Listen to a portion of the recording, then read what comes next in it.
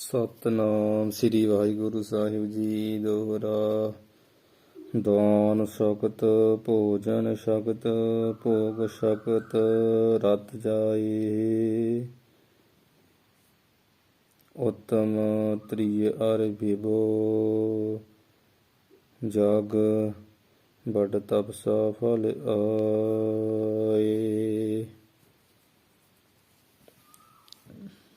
ਦਾਨ ਛਕਤ ਭੋਜਨ ਛਕਤ। ਵਾਹਿਗੁਰੂ ਜੀ ਕਾ ਖਾਲਸਾ ਵਾਹਿਗੁਰੂ ਜੀ ਕੀ ਫਤਿਹ।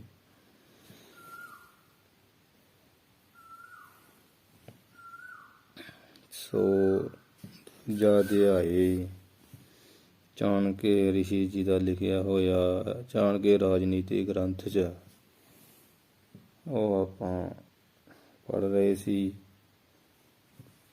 ਅੱਜ ਨਵਾਂ ਦੋਹਰਾ ਜਿਹੜਾ ਪੜ੍ਹ ਰਹੇ ਹਾਂ ਉਸ ਦੀ ਵਿਚਾਰ ਕਰੀਏ।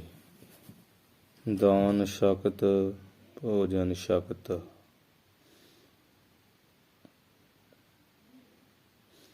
ਇਹ ਭਾਈ, ਜਿਸ ਮਨੁੱਖ ਵਿੱਚ ਦਾਨ ਦੇਣ ਦੀ ਸਖਤ ਕਹੀਏ ਸ਼ਕਤੀ ਸਮਰੱਥਾ ਹੈ ਫਿਰ ਭੋਜਨ ਛਕਤ।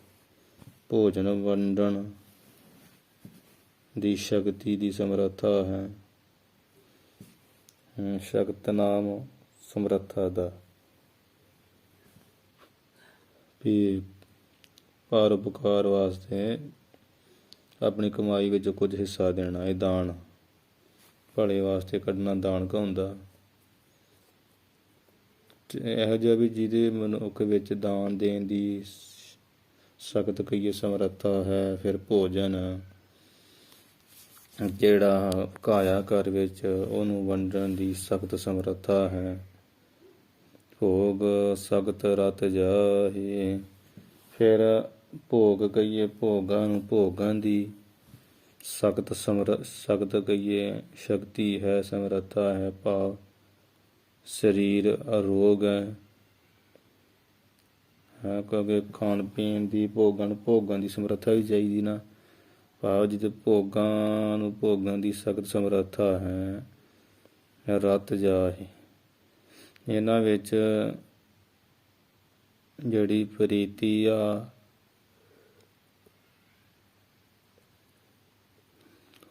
ਉਤਪੰਨ ਹੁੰਦੀ ਜਾਂਦੀ ਹੈ। ਹਾਂਜੀ, ਰਤ ਜਾਏ ਰਤ ਨਾਲ ਪ੍ਰੀਤੀ ਦਾ। ਇਹਨਾਂ ਵਿੱਚ ਪ੍ਰੀਤੀ ਉਤਪੰਨ ਹੁੰਦੀ ਜਾਂਦੀ ਹੈ। ਉੱਤਮ ਤ੍ਰਿਯ ਅਰ ਵਿਭੋ ਜਗ। ਫਿਰ ਜਿਸ ਨੂੰ ਬਹੁਤ ਉੱਤਮ ਕਹੀਏ ਸ੍ਰੇਸ਼ਟ ਆਚਰਣ ਵਾਲੀ ਤ੍ਰਿਯ ਕਹੀਏ ਘਰ ਵਾਲੀ ਇਸਤਰੀ ਮਿਲੀ ਹੋਵੇ। ਹਰ ਕਹੀਏ ਅਤੇ ਵਿਭੋ ਜਗ ਕਹੀਏ ਸੰਸਾਰ ਦੇ ਸਾਰੇ ਜਿਹੜੇ ਵਿਭੋ ਪਦਾਰਥ ਆ ਉਹ ਵੀ ਜਿਹੜੇ ਮਿਲੇ ਹੋਣ ਉਸ ਨੂੰ ਮਾਨੋ ਬੜ ਤਪਸਾ ਫਲ ਹੈ। ਉਸ ਨੂੰ ਮਾਨੋ ਇਹ ਵੱਡ ਕਹੀਏ ਬਹੁਤ ਵੱਡੀ ਕੀਤੀ ਹੋਈ ਤਪਸਾ ਕਹੀਏ ਤਪੱਸਿਆ ਦਾ ਫਲ ਪ੍ਰਾਪਤ ਹੋਇਆ। ਠੀਕ ਆ। ਉੱਤਮ ਤ੍ਰਿਯ ਅਰ ਵਿਭੋ ਜਗ। ਸਮਝ ਵੀ ਜਿਹੜਾ ਦਾਨ ਦੇਣ ਦੀ ਸ਼ਕਤੀ ਰੱਖਦਾ ਫਿਰ ਭੋਜਨ ਵੰਡਣ ਦੀ ਸ਼ਕਤੀ ਰੱਖਦਾ ਭੋਗਾਂ ਦੀ ਸ਼ਕਤੀ ਰੱਖਦਾ ਤੇ ਜੇ ਰਤ ਜਿਹੜੀ ਪ੍ਰੀਤੀ ਪੈਦਾ ਹੁੰਦੀ ਆ ਜਿਹਦੇ ਅੰਦਰ ਫਿਰ ਉੱਤਮ ਸੋਹਣੇ ਸ੍ਰੇਸ਼ਟ ਆਚਰਣ ਵਾਲੀ ਚੰਗੀ ਸੁਨੱਖੀ ਇਸਤਰੀ ਮਿਲੀ ਸੰਸਾਰ ਵਿੱਚ ਰਹਿੰਦਿਆਂ। ਔਰ ਜੱਗ ਦੇ ਵਿੱਚ ਜਿਹੜੀ ਵਿਭੋ ਨਾਮ ਵਿਭੂਤੀ ਦਾ ਹੁੰਦਾ ਪਦਾਰਥਾਂ ਦਾ ਹੁੰਦਾ ਉਹ ਵੀ ਬਹੁਤ ਹੈ। ਸਭ ਕੁਝ ਮਿਲੇ ਹੁਣ ਬੜ ਤਪਸਾ ਫਲ ਹੈ। ਇਹ ਚੀਜ਼ਾਂ ਜਿਹੜੀਆਂ ਮਿਲਣੀਆਂ ਹੈ ਵੱਡੀ ਤਪੱਸਿਆ ਦਾ ਫਲ ਪ੍ਰਾਪਤ ਹੋਣਾ ਆਹੇ ਕਹੀਏ ਹੈ। ਇਹ ਵੱਡੀ ਤਪੱਸਿਆ ਦਾ ਫਲ ਪ੍ਰਾਪਤ ਹੋਇਆ ਮਨ ਤੇ ਇੱਥੇ ਪਾਠ ਇੱਕ ਇਹ ਵੀ ਹੈ, ਉੱਤਮ ਤਰੀ ਤੇ ਅਰ ਭੋਗ ਜਗ। ਮਤਲਬ ਇਹ ਉੱਤਮ ਇਸਤਰੀ, ਸੋਹਣੇ ਆਚਰਣ ਵਾਲੀ, ਸੁਨੱਖੀ, ਸੋਹਣੇ ਨੈਣਕਸ਼ਾਂ ਵਾਲੀ। ਤੇ ਵਿਭੋ ਦੀ ਥਾਂ ਪਾਠ ਹੈਗਾ ਭੋਗ ਜਗ। ਇਸ ਸੰਸਾਰ ਦੇ ਸਾਰੇ ਫਿਰ ਭੋਗ ਪਦਾਰਥ ਵੀ ਮਿਲੇ ਹੋਣ ਹੈ। ਵਿਭੂਤੀ ਉੱਦਾਂ ਵਿਭੋ ਦਾ ਅਰਥ ਵਿਭੂਤੀ ਤੇ ਭੋਗ ਦਾ ਅਰਥ ਜਿਹੜਾ ਪਦਾਰਥ, ਇਹ ਸਾਰੇ ਇਸ ਸੰਸਾਰ ਦੇ ਮਿਲੇ ਹੋਣ। ਇਹ ਵੱਡੀ ਤਪੱਸਿਆ ਦਾ ਫਲ ਹੈ।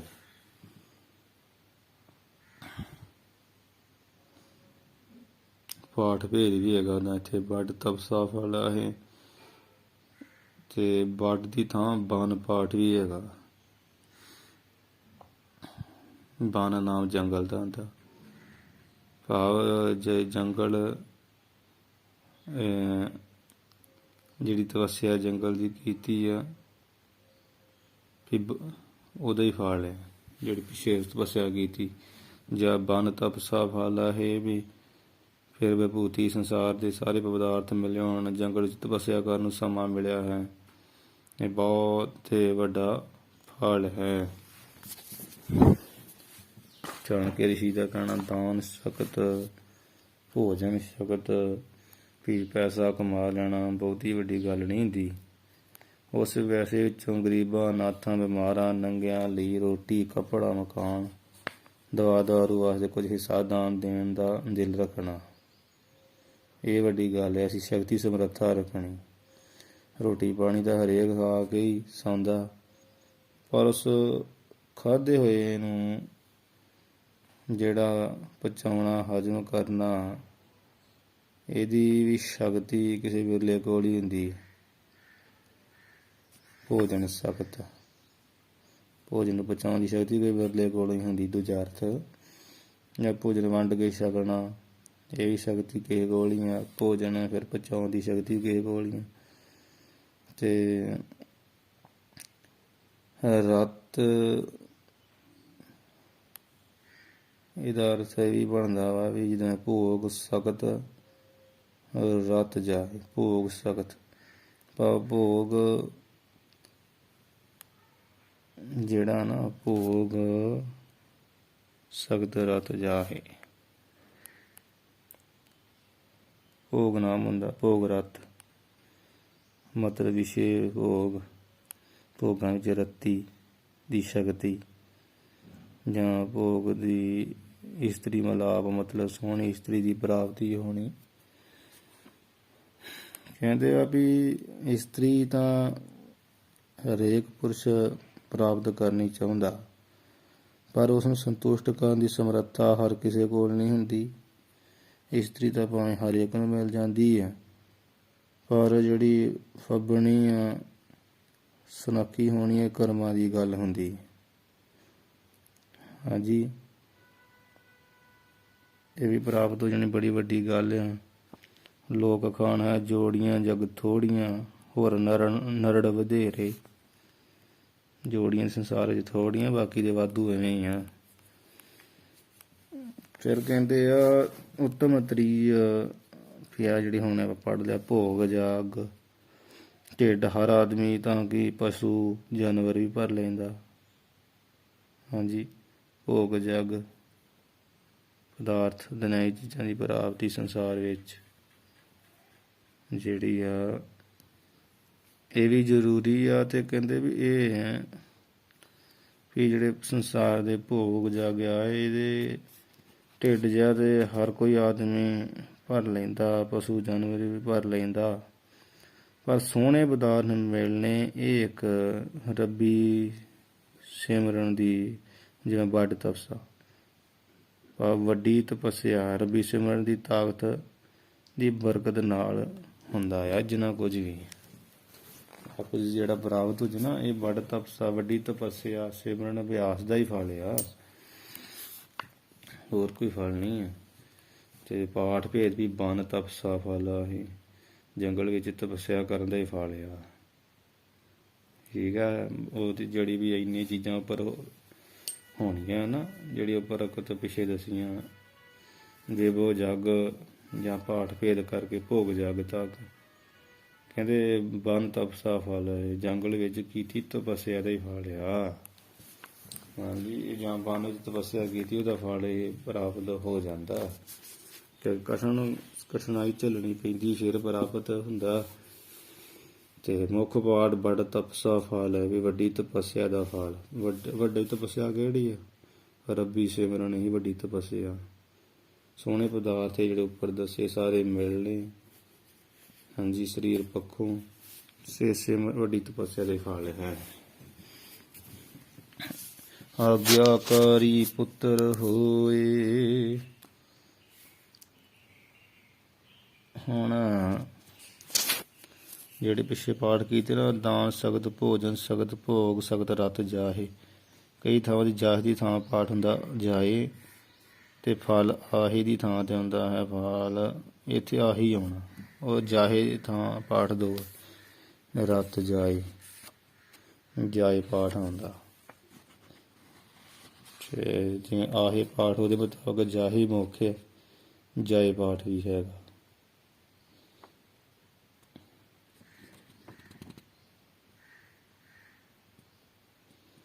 ਕਿ ਭੋਗਾਂ ਦੀ ਸ਼ਕਤੀ, ਭੋਗਾਂ ਦੀ ਜਿਹੜੀ ਪ੍ਰੀਤੀ ਉਤਪੰਨ ਹੁੰਦੀ ਜਾਏ ਜਾਂਦੀ ਹੈ, ਤੇ ਜਾਏ ਦਾ ਅਰਥ ਵੀ ਜਾਂਦੀ ਹੈ, ਇੱਕੋ ਗੱਲ ਹੀ। ਪਾਠ ਭੇਦ ਹੈਗਾ। ਆਗਿਆਕਾਰੀ ਪੁੱਤਰ ਹੋਏ। ਇਹ ਭਾਈ ਜਿਸ ਪੁਰਖ ਦੇ ਕੋਲ ਆਗਿਆਕਾਰੀ, ਆਗਿਆ ਦੀ ਪਾਲਣ ਕਰਨ ਵਾਲਾ, ਕਹਿਣਾ ਮੰਨਣ ਵਾਲਾ ਪੁੱਤਰ ਹੋਏ ਹੁੰਦਾ ਹੈ। ਇਸ ਮਾਂ ਪਿਓ ਕੋਲ ਹਰ ਮਿੱਠ ਬੋਲੀ ਨਾਰ, ਅਤੇ ਘਰ ਵਿੱਚ ਜਿਹੜੀ ਨਾਰ ਇਸਤਰੀ ਘਰ ਵਾਲੀ ਬਹੁਤ ਮਿੱਠੇ ਬਚਨ ਬੋਲੀ ਬੋਲਣ ਵਾਲੀ ਮਿਲੀ ਹੋਈ ਹੈ।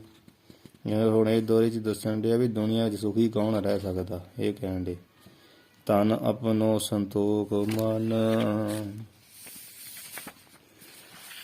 ਤੇ ਫਿਰ ਜਿਸ ਦੇ ਕੋਲ ਆਪ ਨੂੰ ਗਈ ਆਪਣਾ ਦਸਾਂ ਨੌਹਾਂ ਦੀ ਕਿਰਤ ਦਾ ਧਨ ਆ, ਤੇ ਸੰਤੋਖ ਮਨ ਵਿੱਚ ਸੰਤੁਸ਼ਟਤਾ ਜੋ ਮਿਲਿਆ ਉਹਨੂੰ ਸਤ ਕਰਕੇ ਪ੍ਰਾਪਤ ਕੀਤਾ ਹੈ, ਖੁਸ਼ ਆ। ਹਾਂਜੀ, ਕਹਿੰਦੇ ਆ ਜਦੋਂ ਇਹ ਚੀਜ਼ਾਂ ਹੈਗੀਆਂ ਨਾ, ਤਾਹੇ ਸਵਰਗ ਸੰਸਾਰ, ਤਾਹੇ ਕਹੀਏ ਉਸ ਦਾ ਤੇ ਇਹ ਸੰਸਾਰ ਵਿੱਚ ਹੀ ਸਵਰਗ ਦਾ ਹੋਣਾ ਹੈ। ਭਾਵ ਤਾਹੇ ਉਸ ਲਈ ਤਾਂ ਸੰਸਾਰ ਹੀ ਜਿਹੜਾ ਜਗਤ ਵਿੱਚ ਹੀ ਇਹ ਜਿਹੜੇ ਹੈ ਨਾ ਸੁੱਖ ਉੱਪਰ ਦੱਸੇ ਚਾਰ ਦੇਵਪੁਰੀ ਦੀ ਨਿਆਈ ਹੈ। ਕਿੱਕਰ ਘਰ ਕਬੂਤ ਘਰ ਕਲੈਣੀ ਨਾਰ, ਚੌਥੇ ਮਹਿਲੇ ਕੱਪੜੇ ਨਰਕ ਨਿਸ਼ਾਨੀ ਚਾਰ। ਆ ਦੱਸੇ ਉੱਪਰ ਆਗਿਆਕਾਰੀ ਪੁੱਤਰ ਹੋਏ, ਘਰ ਵਿੱਚ ਮਿੱਠ ਬੋਲਣੀ ਨਾਰ ਹੋਵੇ, ਤਨ ਆਪਣਾ ਪੈਸਾ ਹੋਵੇ, ਦਹਾਂ ਨੌਹਾਂ ਦੀ ਕਮਾਈ ਦਾ ਮਨ 'ਚ ਸੰਤੋਖ ਹੋਵੇ, ਤਾਹੇ ਸਵਰਗ ਸੰਸਾਰ। ਉਹਦਾ ਤੇ ਸਵਰਗ ਜਿਹੜਾ ਸੰਸਾਰ ਵਿੱਚ ਹੀ ਆ। ਜਾਂ ਪਾਠ ਇਹ ਵੀ ਹੈਗਾ, ਤਾਹੇ ਦੀ ਥਾਂ ਚਾਰ ਸਵਰਗ ਸੰਸਾਰ। ਇਹ ਜਿਹੜੀ ਚੀਜ਼ਾਂ ਹੋਣੀਆਂ ਨਾ ਚਾਰ ਉੱਪਰ ਦਸੀਆਂ ਦੋ ਤੁਕਾਂ ਵਿੱਚ, ਆਂਦੇ ਵੀ ਉਹਦਾ ਤੇ ਚਾਰ, ਇਹ ਸਿੱਧਾ ਜਿਹਾ ਵੀ ਚਾਰ ਚੀਜ਼ਾਂ ਇਹ ਸੰਸਾਰ ਵਿੱਚ ਸਵਰਗ ਦੀ ਨਿਆਈ ਆ। ਜਾਂ ਜਿਹਦੇ ਕੋਲ ਪ੍ਰਾਪਤ ਆ ਉਹਦਾ ਸੰਸਾਰ ਵਿੱਚ ਹੀ ਸਵਰਗ ਆ, ਨਚੌਵਾਂ ਕਰਕੇ। ਤੇ ਉਹ ਜਿਵੇਂ ਦੱਸਿਆ ਨੇ ਪ੍ਰਮਾਣ ਵੀ ਕਿੱਕਰ ਘਰ ਵਿੱਚ ਹੋਵੇ, ਉਹ ਵੀ ਬੜੀ ਮਾੜੀ, ਕੰਡੇ ਖਿਲਾਰਦੀ, ਕੰਡੇ ਵੱਜਦੇ ਆ, ਬੰਗਲੇ ਬਿਠਾ ਮਾਰਦੇ। ਕਬੂਤਰ ਘਰ 'ਚ ਹੋਵੇ, ਮੰਨੇ ਮੁੰਨੇ ਕੋਈ ਹੈ ਨਾ, ਚਣੇ ਚਬਾ ਦੇ। ਘਰ 'ਚ ਕਲਿਆਣੀ ਨਾਰ ਹੋਵੇ, ਜਦੋਂ ਕਿਤੇ ਜਾਓ ਉਦੋਂ ਹੀ ਜਿਹੜਾ ਆਪਣੇ ਰੌਲਾ ਪਾ ਕੇ ਬਹਿ ਜੇ। ਚੌਥੇ ਮੈਲੇ ਕੱਪੜੇ ਨਰਕ ਨਿਸ਼ਾਨੀ ਚਾਰ, ਨਰਕ ਦੀਆਂ ਚਾਰ ਨਿਸ਼ਾਨੀਆਂ ਸੰਸਾਰ ਵਿੱਚ ਰਹਿੰਦੇ ਹੀ। ਚੌਥੇ ਮੈਲੇ ਕੱਪੜੇ ਗੱਲ 'ਚ ਹੋਣ। ਉਹ ਕਹਿੰਦੇ ਸੁਖੀ ਜੀਵਨ ਕਦੀ ਹੋ ਨਹੀਂ ਸਕਦਾ, ਨਰਕ ਦੀਆਂ ਨਿਸ਼ਾਨੀਆਂ ਚਾਰ। ਤੇ ਸੁਖੀ ਜੀਵਨ ਫਿਰ ਕੀ ਲਿਖਿਆ ਵੀ ਸੁਖੀ ਜੀਵਨ ਕੀ ਆਂਦੇ, ਉਹ ਬੜਾ ਸੋਹਣਾ ਪ੍ਰਮਾਣ, ਲੌਕਿਕ ਪ੍ਰਮਾਣ ਦੇ। ਸੁਖੀ ਜੀਵਨ ਜਿਹੜਾ ਉਹੀ ਸਵਰਗੀ ਜੀਵਨ ਆ।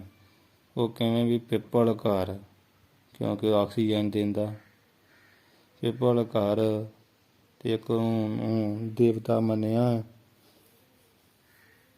ਜਿਹੜਾ ਬ੍ਰਹਮਾ ਵਿਸ਼ਨੂੰ ਸ਼ਿਵ ਜੀ ਆ ਜਦੋਂ ਅਣਸੂਆ ਦਾ ਭੰਗ ਕਰਨ ਗਏ ਸੀ ਸੱਤ, ਉਦੋਂ ਵਿਸ਼ਨੂੰ ਬਰੋਟਾ ਬਣ ਗਿਆ ਸੀ, ਸ਼ਿਵ ਜੀ ਨਿੰਮ ਤੇ ਬ੍ਰਹਮਾ ਪਿੱਪਲ। ਇਸ ਕਰਕੇ ਕਹਿਣ ਡੇ ਉਹਦੀ ਹੁਣ ਪੂਜਾ ਕਰਦੇ ਹਿੰਦੂ ਮੱਤ ਵਾਲੇ। ਕਹਿੰਦੇ ਪਿੱਪਲ ਘਰ ਸਪੁੱਤਰ ਘਰ, ਘਰ ਸੁਲੱਖਣੀ ਨਾਰ, ਚੌਥੇ ਉੱਜਲ ਕੱਪੜੇ ਸਵਰਗ ਨਿਸ਼ਾਨੀ ਚਾਰ। ਇਹ ਸਵਰਗ ਦੀਆਂ ਚਾਰ ਨਿਸ਼ਾਨੀਆਂ ਹੈ। ਘਰ ਵਾਲੀ ਸੁਲੱਖਣੀ ਹੋਵੇ, ਪੁੱਤਰ ਘਰ ਵਿੱਚ ਚੰਗਾ ਹੋਵੇ, ਪਿੱਪਲ ਘਰ 'ਚ ਹੋਵੇ ਤੇ ਕੱਪੜੇ ਚਿੱਟੇ ਪਾਏ ਹੋਣ, ਇੱਥੇ ਰਹਿੰਦੇ ਸਵਰਗ ਹੈ। ਇਹ ਨਿਸ਼ਾਨੀਆਂ ਸਵਰਗ ਦੀਆਂ ਚਾਰ।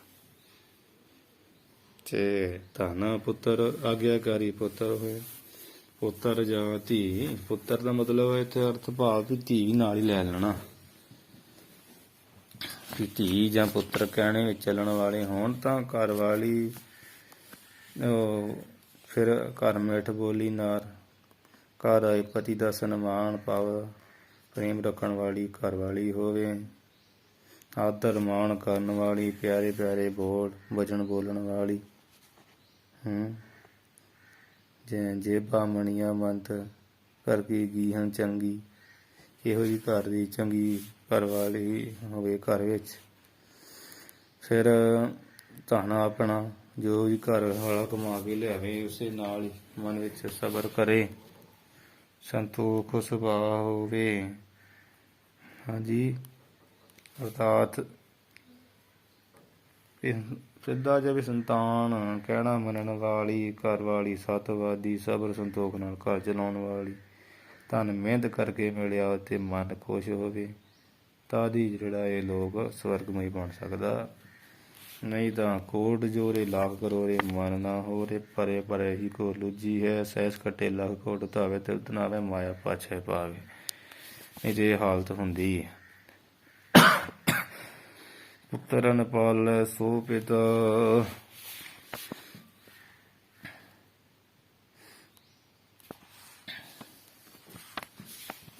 ਇਹੀ ਪਾਠ ਸਹੀ। ਪੁੱਤਰਨ ਪਾਲੇ ਸੋ ਪਿਤਾ, ਕਈ ਥਾਵਾਂ ਤੇ ਪਾਠ ਲਿਖਿਆ ਪੁੱਤਰਨ ਪਾਲੇ ਪਿਤਾ ਸੋ। ਪਾਠ ਆ ਪੁੱਤਰਨ ਪਾਲੇ ਸੋ ਪਿਤਾ। ਇਹ ਭਾਈ ਜੋ ਆਪਣੇ ਪੁੱਤਰ ਧੀਆਂ ਪੁੱਤਾਂ ਨੂੰ ਪੈਦਾ ਕਰਕੇ ਤੇ ਸਹੀ ਰੂਪ ਵਿੱਚ ਸਹੀ ਤਰੀਕੇ ਨਾਲ ਪਾਲਦਾ, ਕਹਿੰਦੇ ਪਾਲਣਾ ਪੋਸ਼ਣਾ ਕਰਦਾ, ਸੋ ਪਿਤਾ। ਉਹੀਓ ਪਿਤਾ ਕਹਾਉਣ ਦਾ ਹੱਕਦਾਰ ਅਸਲ ਵਿੱਚ। ਕਈ ਕੱਖ ਨਹੀਂ ਨਾ ਕਰਦੇ, ਬੁਰਾ ਹਾਲ ਕਰ ਦਿੰਦੇ ਬੱਚੇ ਪੈਦਾ ਕਰਕੇ, ਅਕਸਰ ਰੱਬਾਂ ਕੋ ਬਾਬਾ ਜੀ ਜ਼ਿੰਦਗੀ ਕੱਢ ਦਿੰਦੇ। ਸੁਤ ਪਿਤ ਆਗਿਆ ਮਾਹੀ,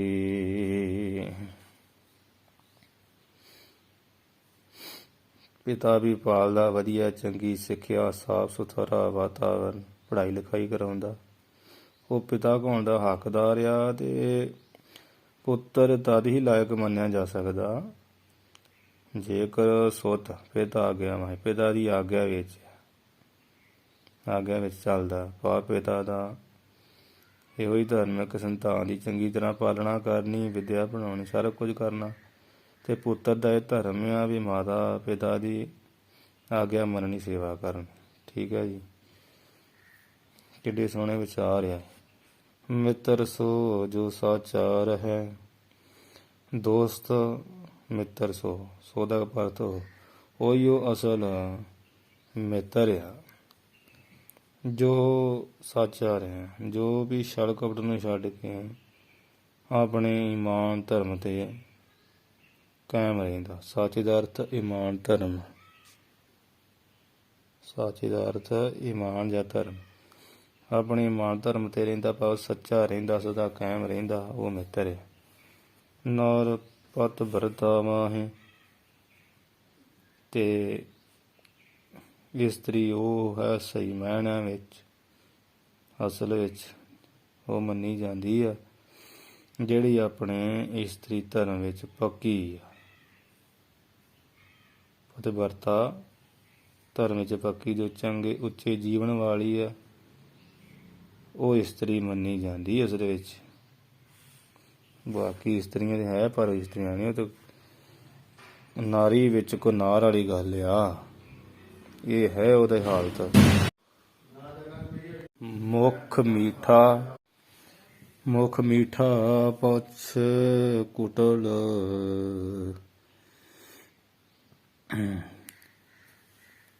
ਇਹ ਭਾਈ ਚਾਣਕੇ ਜੀ ਕਹਿੰਦੇ ਆ, ਕਹਿੰਦੇ ਜੋ ਮੁੱਖ ਮੂੰਹ ਤੋਂ ਮਿੱਠਾ, ਤਾਂ ਵੀ ਮੁੱਖ ਤੋਂ ਮਿੱਠਾ ਸਾਹਮਣੇ ਮਿੱਠੀਆਂ ਮਿੱਠੀਆਂ ਗੱਲਾਂ ਕਰਦਾ, ਪੁੱਛ ਕੁਟਲ।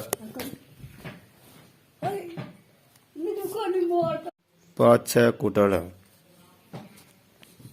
ਤੇ ਪਿੱਛੇ ਪਿੱਠ ਪਿੱਛੇ ਕੁਟਲਤਾਈ ਕਰਦਾ।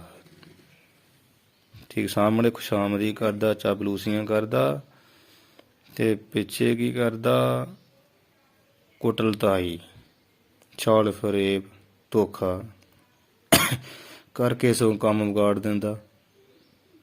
ਮਤਲਬ ਮੂੰਹ ਤੇ ਕੁਝ ਕਹੀ ਜਾਂਦਾ, ਹੋਰਨਾਂ ਨੂੰ ਕੁਝ ਕਹੀ ਜਾਂਦਾ, ਪਿੱਠ ਪਿੱਛੇ ਕਹਿੰਦਾ ਇਹ ਤੇ ਮੈਂ ਬੰਦਾ ਵੇਖਿਆ ਬਹੁਤ। ਮੁੱਖ ਮੀਠਾ ਪਾਛਾ ਕੁਟਲ, ਕਹਿੰਦੇ ਜੋ ਸਾਹਮਣੇ ਤਾਂ ਮਿੱਠੀਆਂ ਮਿੱਠੀਆਂ ਗੱਲਾਂ ਕਰਦਾ, ਪਿੱਠ ਪਿੱਛੇ ਚਲਾਕੀਆਂ, ਉਹ ਦੋਸਤੀ ਦੀ ਦੋਸਤੀ, ਪਾਛੇ ਕੁਟਲਤਾਈ ਕਰਦਾ, ਛੜ ਫਰੇਬ ਕਰਦਾ। ਛੱਡ ਦਿਓ ਵਹਿ ਮਿੱਤਰ, ਛੱਡ ਦਿਓ ਉਹ ਵਹਿ ਕਹੀਏ ਉਹ ਮਿੱਤਰ, ਉਹਦੀ ਦੋਸਤੀ ਛੱਡ ਦਿਓ, ਕਿਉਂਕਿ ਉਹ ਕਦੀ ਵੀ ਧੋਖਾ ਦੇ ਸਕਦਾ। ਉਸ ਦੋਸਤ ਨੂੰ ਤੁਸੀਂ ਇੰਝ ਹੀ ਸਮਝੋ, ਜਿਉਂ ਵੇਖ ਕੇ ਘੱਟ ਮੁੱਖ ਦੁਗਧ, ਜਿਵੇਂ ਜ਼ਹਿਰ ਦਾ ਕਹਿੰਦੇ ਭਰਿਆ ਘੜਾ ਹੋਵੇ ਤੇ ਉਸ ਦੇ ਮੂੰਹ ਅੱਗੇ ਦੁੱਧ ਜਾਂ ਮਿੱਠਾ ਲਾ ਦਿੱਤਾ ਜਾਵੇ, ਤਿਉਂ ਇਹ ਜਾਨ ਚਰਿੱਤਰ, ਇੰਝ ਹੀ ਉਸਦੀ ਦੋਸਤੀ ਦਾ ਹਾਲ ਜਾਣ। ਚਰਿੱਤਰ ਉਹਦੀ ਕਰਤੂਤ ਕਰਨੀ, ਆਚਾਰ ਹਾਲ ਬਿਰਤਾਂਤ, ਪੰਜ ਅਰਥ ਬਣਦੇ ਚਰਿੱਤਰ ਦੇ, ਕਰਤੂਤ ਕਰਨੀ, ਆਚਾਰ ਹਾਲ ਬਿਰਤਾਂਤ, ਤਿਉਂ ਉਹਦਾ ਤੇ ਇਹ ਕਹੀਏ ਉਹਦਾ ਜਾਣ ਲਓ, ਉਸ ਦਾ ਇਹ ਜਿਹਾ ਚਰਿੱਤਰ ਜਾਣ ਲਓ, ਜਿਵੇਂ ਜ਼ਹਿਰ ਦਾ ਘੜਾ ਭਰਿਆ ਹੋਵੇ ਤੇ ਉਹਦੇ ਮੁੱਖ 'ਤੇ ਦੁੱਧ ਲਾਇਆ ਹੋਵੇ, ਉੱਪਰ ਦੁੱਧ ਦੁੱਧ ਪ੍ਰਤੀਤ ਹੋਵੇ। ਇਹੋ ਜਿਹੇ ਮਿੱਠੀਆਂ ਗੱਲਾਂ ਕਰਨ ਵਾਲਾ ਤੁਹਾਨੂੰ ਨੁਕਸਾਨ ਕਰ ਦੂਗਾ। ਇਹੋ ਜਿਹੇ ਮਿੱਤਰਾਂ ਤੋਂ ਬਚਣਾ ਚਾਹੀਦਾ, ਔਖੇ ਵੇਲੇ ਸਾਥ ਨਹੀਂ ਦੇ ਸਕਦਾ। ਜਿਉਂ ਪਾਠ ਜਿਹੜਾ ਜੱਜਾ ਯਈਏ ਪਾਉਣਾ ਤੇ ਯਈਏ ਹੋੜਾ ਉੱਤੇ ਬਿੰਦੀ, ਇਸੇ ਤਰ੍ਹਾਂ ਜਿਉਂ ਤੇ ਤਿਉਂ। ਕਈ ਵਿਦਵਾਨ ਉਚਾਰਨ ਵੀ ਸੌਖਾ ਹੋ ਜੇ ਸਮਝ ਪੈ ਜੂ ਤੇ ਉਹ ਜੱਜੇ ਸਿਹਾਰੀ ਊੜੇ ਔਂਕੜ ਉੱਤੇ ਬਿੰਦੀ, ਜਿਉਂ ਤਿਉਂ ਸਿੱਧਾ ਹੀ ਪਾਠ ਲਿਖ ਦਿੰਦੇ, ਸ਼ੁੱਧ ਪਾਠ ਯਈਏ ਦੇ ਨਾਲ ਹੀ, ਯਈਏ ਹੋੜਾ ਤੇ ਬਿੰਦੀ। ਹੁਣ ਸਤਰ ਦੋਹਰਾ ਉਚਾਰਦੇ, ਦੋਹਰਾ ਸਤਰ ਹੋਏ ਕੈ ਜੋ ਕਰੈ, ਕਹਿੰਦੇ ਵੀ ਵਿਸ਼ਵਾਸ ਕਿਸ ਤੇ ਨਹੀਂ ਕਰਨਾ ਚਾਹੀਦਾ, ਇਹ ਦੋਹਰਾ ਲਿਖਿਆ। ਸਤਰ ਹੋਏ ਕੇ ਜੋ ਕਰੇ, ਕਹਿੰਦੇ ਸ਼ਤਰੂ ਹੋ ਕੇ, ਵੈਰੀ ਹੁੰਦਿਆਂ ਆ ਜਿਹੜਾ ਤੁਹਾਡੇ ਨਾਲ ਸੱਜਣ ਤਾਈ ਦੀਆਂ ਮਿੱਤਰਾਈ ਕੀ ਬਾਤ, ਭਾਵ ਮਿੱਤਰਾਈ, ਮਿੱਤਰਤਾ, ਦੋਸਤੀ ਦੀ, ਸੱਜਣਤਾਈ ਦੀ ਬਾਤ, ਗੱਲਬਾਤ ਕਰਦਾ ਤੁਹਾਡਾ ਵੈਰੀ ਹੁੰਦਿਆਂ ਹੋਇਆਂ,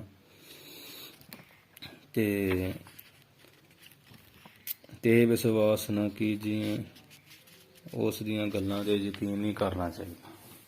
ਤੇ ਕਹੀਏ ਉਸ ਉੱਪਰ ਵਿਸ਼ਵਾਸ ਭਰੋਸਾ ਯਕੀਨ ਤਬਾਰ ਨਾ ਕੀਜੀਏ, ਨਾ ਕਰੀਏ, ਨਹੀਂ ਕਰਨਾ ਚਾਹੀਦਾ।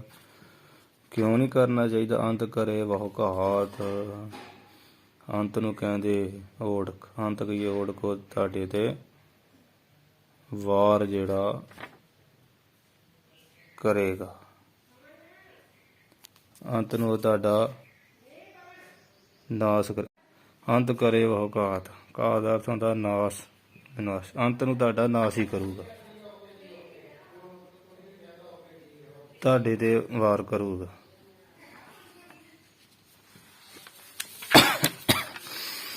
ਉਹ ਤੁਹਾਡਾ ਮਿੱਤਰ ਜਿਹੜਾ ਵੈਰੀ ਆ, ਉਹ ਮਿੱਤਰਤਾਈ ਦੀ ਗੱਲ ਕਰੇ, ਉਹ ਤੇ ਵਿਸ਼ਵਾਸ ਨਹੀਂ ਕਹਿੰਦੇ ਕਰਨਾ ਚਾਹੀਦਾ, ਅੰਤ ਨੂੰ ਤੁਹਾਡਾ ਉਹ ਘਾਤ ਕਰ ਦੂ, ਨੁਕਸਾਨ ਕਰ ਦੂਗਾ, ਜ਼ਰੂਰ ਵਾਰ ਕਰੇਗਾ, ਹਾਨੀ ਕਰ ਜਾਊਗਾ, ਦਾ ਲੱਗੇਗਾ ਜਦੋਂ।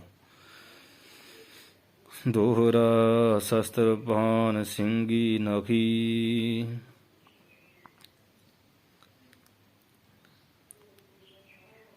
ਨਦੀ ਤ੍ਰਿਪਤ ਅਰ ਨਾਰ।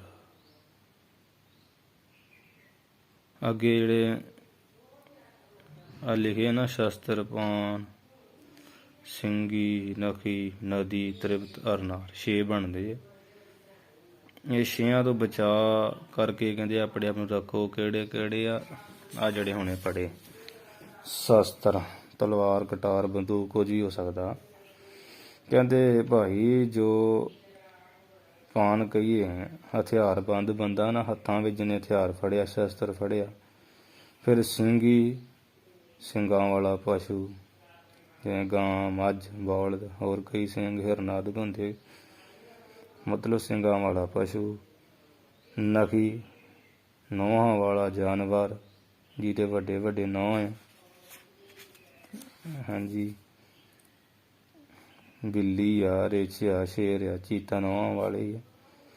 ਫਿਰ ਨਦੀ ਭਾਵ ਦਰਿਆ, ਜਿਹਦਾ ਪਾਣੀ ਬੜਾ ਡੂੰਘਾ, ਜਿਹਦਾ ਸਾਨੂੰ ਪਤਾ ਨਾ ਹੋਵੇ, ਨਦੀ, ਨਹਿਰ, ਨਾਲਾ, ਕੁਝ ਵੀ। ਨਰਿਪਤ ਰਾਜਾ, ਆਰ ਕਹੀਏ ਅਤੇ ਅਨਾਰ ਕਹੀਏ ਜਨਾਨੀ, ਇਸਤਰੀ।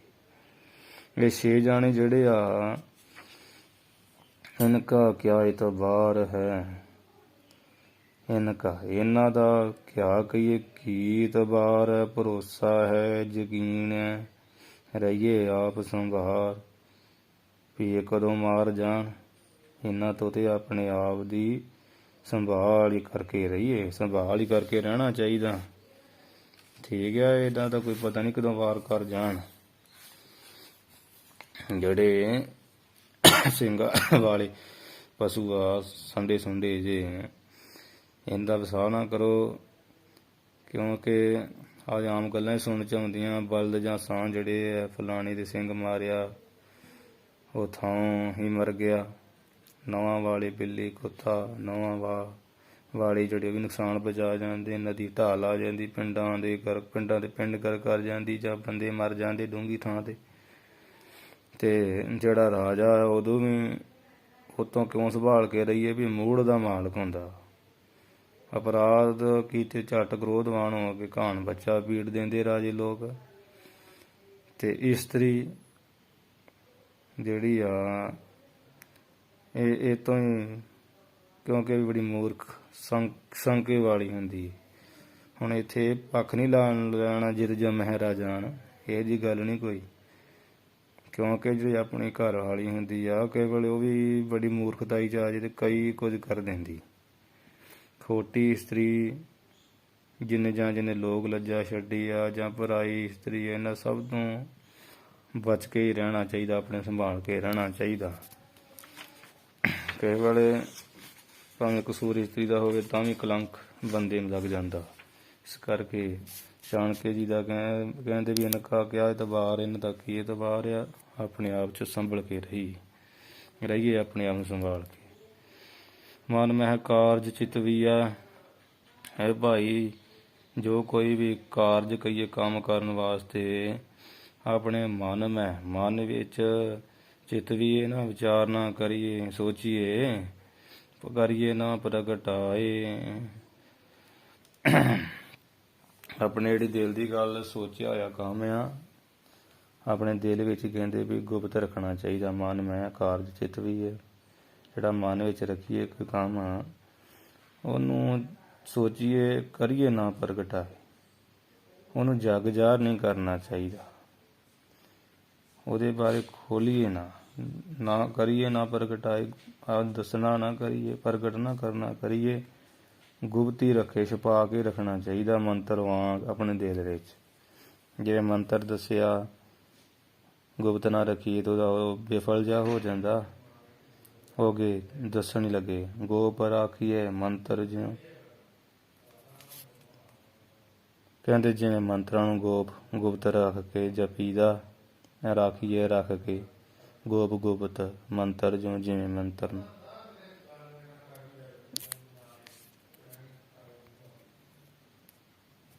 ਜਿਵੇਂ ਮੰਤਰ ਨੂੰ ਗੁਪਤ ਰੱਖੀਦਾ, ਛੁਪਾ ਕੇ ਨਾ, ਤੇ ਉਹਨੂੰ ਜਪਦੇ ਰਹੀਦਾ। ਪ੍ਰਗਟ ਵਿਫਲ ਹੋ ਜਾਏ, ਤੇ ਜੇ ਪ੍ਰਗਟ ਕਰ ਦਈਏ ਮੰਤਰ ਤੇ ਉਹ ਨਿਸਫਲ ਹੋ ਜਾਂਦਾ। ਹੁਣ ਆ ਸੁਣਾ ਕੇ ਜੇ ਜਪੀਏ ਤਾਂ ਉਹ ਮੰਤਰਾਂ ਜਾਪ ਨਿਫਲ ਹੋ ਜਾਂਦਾ। ਜੇ ਮੰਤਰ ਕੇ ਦੇਵੀ ਦੇਵਤੇ ਦਾ ਸਿੱਧ ਕਰਨਾ ਹੋਵੇ ਨਾ ਤੇ ਉਹ ਦੱਸ ਦਈਏ ਤੇ ਬੇਫਲ ਹੋ ਜਾਂਦਾ, ਨਿਸਫਲ ਹੋ ਜਾਂਦਾ।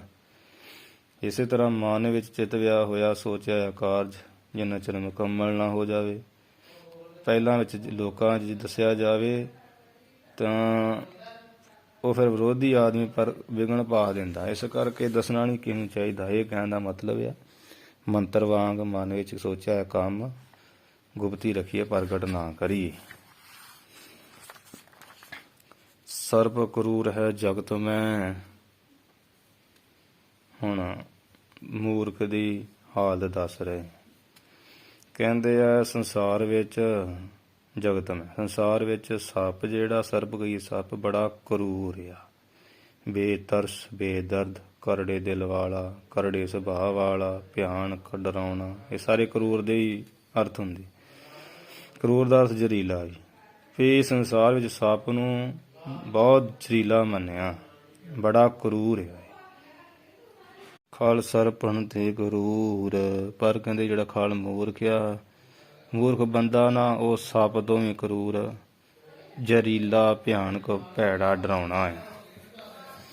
ਕਿਉਂ? ਕਹਿੰਦੇ ਸਰਪ ਮੰਤਰ, ਸਰਪ ਕਰੂਰ ਕੋ ਮੰਤਰ ਹੈ। ਮੂਰਖ ਕਹਿੰਦੇ ਸੱਪ ਤੋਂ ਵੀ ਕਰੂਰ, ਭੈੜਾ, ਕਠੋਰ ਦਿਲ ਵਾਲਾ, ਕਰੜੇ ਦਿਲ ਵਾਲਾ, ਬੇਦਰਦ ਆ।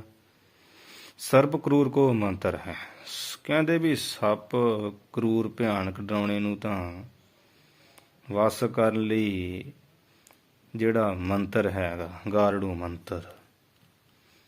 ਹਾਂਜੀ, ਸੱਪ ਨੂੰ ਤਾਂ ਫਿਰ ਵੀ ਕਿਸੇ ਮੰਤਰ ਨਾਲ ਜਿਹੜਾ ਮਦਾਰੀ ਆ ਉਹ ਕਾਬੂ ਕਰ ਲੈਂਦਾ, ਜਾਂ ਕਿਸੇ ਜੜੀ ਬੂਟੀ ਨਾਲ ਉਹਦੀ ਜ਼ਹਿਰ ਦਾ ਅਸਰ ਦੂਰ ਕੀਤਾ ਜਾ ਸਕਦਾ। ਤੇ ਸੱਪ ਭਿਆਨਕ ਵਾਸਤੇ ਕਈ ਮੰਤਰ ਆ, ਉਹਨੂੰ ਬੰਨ੍ਹਣ ਵਾਸਤੇ, ਭਿਆਨਕ ਉਹਦਾ ਪੁਣਾ ਮਿਟਾਉਣ ਵਾਸਤੇ, ਉਹਦੀ ਜ਼ਹਿਰ ਖਤਮ ਕਰਨ ਵਾਸਤੇ। ਹਾਂਜੀ, ਗਰੜ ਮੰਤਰ ਤੇ ਖਾਸ ਹੀ ਹੈ। ਫਿਰ ਡੰਗੇ ਤੋਂ ਇਲਾਜ ਦੇ ਵਾਸਤੇ ਦਵਾਈ ਹੈ ਗਰੜ ਮੰਤਰ। ਖਲ ਕੋ ਮੰਤਰ ਨਾ ਮੂਰ, ਪਰ ਜਿਹੜਾ ਖਲ ਪੁਰਖ ਆ, ਮੂਰਖ ਬੰਦਾ, ਉਸ ਨੂੰ ਕੋਈ ਉਸ ਨੂੰ ਵਸ ਕਰਨ ਲਈ ਤੇ ਨਾ ਕੋਈ ਮੰਤਰ ਹੀ ਹੈਗਾ, ਨਾ ਕੋਈ ਮੂਰ ਕਹੀਏ ਦਵਾਈ ਹੈਗੀ। ਠੀਕ ਆ ਜੀ। ਮੂਰ ਨਾਮ ਹੁੰਦਾ ਵਾ ਜੜੀ ਬੂਟੀ ਦਾ। ਸੱਪ ਵਾਸਤੇ ਜੜੀ ਬੂਟੀ ਮੰਤਰ ਵੀ ਹੈਗਾ। ਖਲ ਕੋ ਮੰਤਰ ਨਾ ਮੂਰ, ਮੂਰਖ ਆਦਮੀ ਵਾਸਤੇ ਨਾ ਕਿਸੇ ਮੰਤਰ ਦਾ ਅਸਰ ਹੁੰਦਾ, ਨਾ ਕਿ ਜੜੀ ਬੂਟੀ ਦਾ ਹੀ ਉਹਦਾ ਇਲਾਜ ਕੀਤਾ ਜਾ ਸਕਦਾ। ਉਹ ਤੇ ਮਨਮੁਖ ਲੋਕ ਸਮਝਾਈਏ, ਕਦੋਂ ਸਮਝਾਇਆ ਜਾਏ। ਉਹ ਤਾਂ ਸਗੋਂ ਬ੍ਰਹਮਾ ਹੂੰ ਕੋ ਕਹੋ ਨਾ ਮਾਨੇ, ਇਹੋ ਜਿਹਾ ਹੁੰਦਾ ਮੂਰਖ। ਕਿੱਡਾ ਮੂਰਖ ਹੁੰਦਾ ਬੰਦਾ।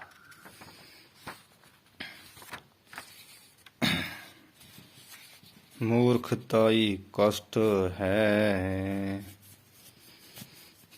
ਮੂਰਖਤਾਈ ਹੁੰਦੀ ਬੇਵਕੂਫੀ, ਮੂਰਖਪਣਾ, ਮੂਰਖਤਾ, ਜੜਤਾ, ਐਵੇਂ ਹੀ ਆਪ ਹੋਰੜਾ ਜਿਹਾ ਹੋਇਆ ਰਹਿਣਾ। ਕਹਿੰਦੇ ਮੂਰਖਤਾ, ਬੇਵਕੂਫੀ ਵਿੱਚ ਹਮੇਸ਼ਾ ਕਸ਼ਟ ਹੀ, ਦੁੱਖ ਹੀ ਆ। ਮੂਰਖਪੁਣਾ ਆਪਣੇ ਆਪ ਵਿੱਚ ਹੀ ਇੱਕ ਕਸ਼ਟ ਰੂਪ ਹੀ ਹੈ, ਤੇ ਉਂਝ ਵੀ ਮੂਰਖਪੁਣਾ ਦੇ ਦੁੱਖ ਹੀ ਰੂਪ ਹੈ ਹਮੇਸ਼ਾ। ਤਾਂ ਤੇ ਕਸ਼ਟ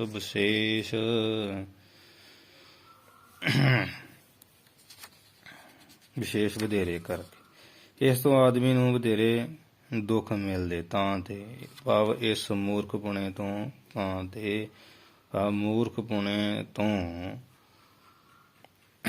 ਜਾਂ ਉਸ ਮੂਰਖਤਾਈ ਦੇ ਕਰਕੇ ਕਸ਼ਟ ਵਿਸ਼ੇਸ਼ ਵਧੇਰੇ ਕਸ਼ਟ ਦੁੱਖ ਮਿਲਦੇ ਬੰਦੇ ਨੂੰ। ਮੂਰਖਤਾ ਛੱਡਣੀ ਚਾਹੀਦੀ। ਪਰਾਧੀਨਤਾ ਤੇ ਕਸ਼ਟ। ਫਿਰ ਕਹਿੰਦੇ ਕਿਸੇ ਦੀ ਜਿਹੜੀ ਗੁਲਾਮੀ ਕਰਨੀ ਆ, ਅਧੀਨਤਾ ਹੀ ਕਰਨੀ ਆ ਨਾ, ਕਿਸੇ ਦੇ ਅਧੀਨ ਰਹਿਣਾ, ਕਿਸੇ ਦੇ ਥੱਲੇ ਲਾ ਕੇ ਰਹਿਣਾ, ਕਿਸੇ ਦੀ ਗੁਲਾਮੀ, ਕਹਿੰਦੀ ਇਹਦੇ ਵਿੱਚ ਵੀ ਹਮੇਸ਼ਾ ਹੀ ਦੁੱਖ ਤੇ ਸੰਤਾਪ ਹੀ ਹੁੰਦਾ ਹੈ। ਜਾਂ ਮੈਂ ਸਦਾ ਕਲੇਸ਼, ਪਰਾਏ ਦੇ ਅਧੀਨਤਾ ਦੀ ਬੜਾ ਕਸ਼ਟ ਆ। ਜਾਂ ਮੈਂ ਕਹੀ ਜਿਸ ਵਿੱਚ ਸਦਾ ਕਲੇਸ਼, ਹਮੇਸ਼ਾ ਕਲੇਸ਼ ਝਗੜਾ ਬਣਿਆ ਰਹਿੰਦਾ। ਮੂਰਖ ਮਤਲਬ ਆ ਮੂਰਖ ਮਨੁੱਖ ਦੀ ਸੰਗਤ ਕਰਕੇ ਬੰਦਾ ਦੁੱਖ ਪਾਉਂਦਾ ਬਹੁਤੇ, ਨਹੀਂ ਕਰਨੀ ਚਾਹੀਦੀ, ਠੀਕ ਆ। ਪਰਾਧੀਨ ਤੇ ਪਰ ਪਰਾਏ ਦੇ ਅਧੀਨ ਹੋਣ ਕਰਕੇ ਸਦਾ ਦੁੱਖ ਬਣਿਆ ਰਹਿੰਦਾ। ਮਤਲਬ ਦੋਵੇਂ ਮਾੜੇ ਕਿ ਮੂਰਖਤਾ ਤੇ ਗੁਲਾਮੀ ਆਦਮੀ ਨੂੰ ਕਦੇ ਸੁਖੀ ਨਹੀਂ ਰਹਿਣ ਦਿੰਦੇ। ਇਸ ਲਈ ਆਦਮੀ ਨੂੰ ਮੂਰਖਤਾ ਤੇ ਗੁਲਾਮੀ ਤੋਂ ਪਰਹੇਜ਼ ਕਰਨਾ ਚਾਹੀਦਾ। ਨਿਰਾਪੁਰਾ ਸ਼ਾਂਤ ਨਹੀਂ ਰਹਿਣਾ ਚਾਹੀਦਾ। ਜਿਵੇਂ ਅੱਜ ਕੱਲ੍ਹ ਪੰਥ ਦੇ ਵਿੱਚ ਰੌਲਾ ਰਹਿੰਦਾ ਤੇ ਡਰਦੇ ਹੀ ਸ਼ਾਂਤ ਆ ਜੀ, ਸ਼ਾਂਤ ਆ। ਸ਼ਾਂਤ ਕਾਹਦੇ, ਮੂਰਖ ਹੋ ਗਏ ਆ ਤੇ ਗੁਲਾਮੀ ਦੀ ਆਦਤ ਪੈ ਗਈ, ਹੋਰ ਕੋਈ ਗੱਲ ਨਹੀਂ। ਮੂਰਖਤਾਈ ਕਸ਼ਟ ਹੈ ਤਾਂ ਤੇ ਕਸ਼ਟ ਵਿਸ਼ੇਸ਼। ਇੱਥੇ ਪਾਠ ਭੇਦ ਵੀ ਹੈਗਾ, ਵਿਦੇਸ਼ ਪਾਠ ਵੀ ਹੈਗਾ। ਵਿਦੇਸ਼ ਦਾ ਅਰਥ ਹੁੰਦਾ ਪ੍ਰਦੇਸ਼ ਵਿੱਚ। ਵੀ ਮੂਰਖਤਾਈ ਜਿਹੜੀ ਆ, ਮੂਰਖਪਣਾ ਆਪਣੇ ਆਪ ਵਿੱਚ ਇੱਕ ਬੜਾ ਦੁੱਖ ਰੂਪ ਕਸ਼ਟ ਆ। ਤਾਂ ਤੇ ਕਸ਼ਟ ਵਿਦੇਸ਼, ਪਰ ਇਸ ਮੂਰਖਪਣੇ ਤੋਂ ਵਿਦੇਸ਼ ਪ੍ਰਦੇਸ਼ ਵਿੱਚ ਜ਼ਿਆਦਾ ਦੁੱਖ ਪ੍ਰਾਪਤ ਹੁੰਦਾ। ਤਾਂ ਵੀ ਮੂਰਖਤਾਈ ਵੀ ਬੜਾ ਵੱਡਾ ਕਸ਼ਟ ਆ। ਤੇ ਤਾਂ ਤੇ ਇਹ ਮੂਰਖਤਾਈ ਨਾਲੋਂ ਵੀ ਜਿਹੜਾ ਵਿਦੇਸ਼ ਵਿੱਚ ਆ ਨਾ ਜਾਣਾ, ਕੰਮ ਨਾ ਪੂਰਾ ਪੂਰਨ ਤੌਰ 'ਤੇ ਸਹੀ ਆਵੇ ਤੇ ਉੱਥੇ ਬੜਾ ਦੁੱਖ ਹੁੰਦਾ, ਦੁੱਖ ਪ੍ਰਾਪਤ ਹੁੰਦਾ। ਇਹਦਾ ਅਰਥ ਇਹ ਹੋ ਜਾਣਾ, ਥੱਲੇ ਤੋਂ ਹੋਇਆ ਹੀ ਹੈ, ਪ੍ਰਾਚੀਨਤਾ ਤੇ ਕਸ਼ਟ। ਜਾਂ ਇਵੇਂ ਲੱਗਦਾ ਵੀ ਉਹ ਤੋਂ ਵਿਦੇਸ਼ਾਂ ਵਿੱਚ ਜ਼ਿਆਦਾ ਕਸ਼ਟ ਆ ਤੇ ਸੁੱਖ ਨਹੀਂ ਬਹੁਤ ਦੇਸ਼ ਕਮਾਏ। ਪਰਾਧੀਨਤਾ ਤੇ ਕਸ਼ਟ, ਤੇ ਪਰਾਏ ਦੇ ਜਿਹੜਾ ਅਧੀਨ ਰਹਿਣਾ, ਗੁਲਾਮ ਰਹਿਣਾ, ਤੇ ਉਹ ਤੋਂ ਵੱਡਾ ਕਸ਼ਟ ਆ। ਜਾਂ ਮੈਂ ਸਦਾ ਕਲੇਸ਼, ਜਿਸ ਵਿੱਚ ਸਦਾ ਕਲੇਸ਼, ਜਿੱਥੇ ਲਾ ਦਿੱਤਾ ਉੱਥੇ ਲੱਗੇ ਰਹਿਣਾ। ਮਾੜੀ ਜਿਹੀ ਮਨਾਹੀ ਕੀਤੀ ਤੇ ਕੁੱਟ ਮਾਰ ਹੋਣ ਲੱਗ ਪੈਣੀ। ਗੁਲਾਮੀ ਮਤਲਬ ਸਭ ਤੋਂ ਮਾੜੀ ਆ। ਇਹ ਚਾਣਕੇ ਜੀ ਦਾ ਕਹਿਣਾ, ਮਤਲਬ ਗੁਲਾਮੀ ਸਭ ਤੋਂ ਮਾੜੀ। ਇਤ ਸ੍ਰੀ ਚਾਣਕ ਰਾਜਨੀਤ ਗ੍ਰੰਥੇ ਨਾਮ ਦੁਤੀਓ ਅਧਿਆਇ। ਇੱਥੇ ਸ੍ਰੀ ਸ਼੍ਰੋਮਣੀ ਚਾਣਕੇ ਰਾਜਨੀਤੀ ਨਾਮੇ ਜਿਹੜਾ ਗ੍ਰੰਥ ਆ, ਉਹਦਾ ਦੁਤੀਏ ਅਧਿਆਇ, ਦੂਸਰਾ ਅਧਿਆਇ ਜਿਹੜਾ ਹੈ ਇਤੀ ਕਹੀਏ ਸਮਾਪਤ ਹੋਇਆ ਹੈ। ਸੋ 2 ਅਧਿਆਇ ਇੱਥੇ ਸਮਾਪਤ ਹੋ ਗਏ। ਸੌਖਾ ਹੀ ਹੈ। ਹੁਣ ਆਪਾਂ ਇੱਥੇ ਜਿਹੜੀ ਸਮਾਪਤੀ ਕਰੀਏ, ਸਮਾਂ ਹੋ ਗਿਆ। ਮੂਰਖਤਾਈ ਕਸ਼ਟ ਹੈ ਤਾਂ ਤੇ ਕਸ਼ਟ ਵਿਸ਼ੇਸ਼। ਇਹ ਵਿਸ਼ੇਸ਼ ਪਾਠ ਪਹਿਲਾ, ਵਿਦੇਸ਼ ਪਾਠ ਦੂਜਾ। ਪਰਾਧੀਨਤਾ ਤੇ ਕਸ਼ਟ, ਜਾਂ ਮੈਂ ਸਦਾ ਕਲੇਸ਼। ਇਤ ਸ੍ਰੀ ਰਾਜਨੀਤ, ਇਤ ਸ੍ਰੀ ਚਾਣਕ ਰਾਜਨੀਤ ਗ੍ਰੰਥੇ ਨਾਮ ਦੁਤੀਓ ਅਧਿਆਇ। ਵਾਹਿਗੁਰੂ ਜੀ ਕਾ ਖਾਲਸਾ, ਵਾਹਿਗੁਰੂ ਜੀ ਕੀ ਫਤਿਹ।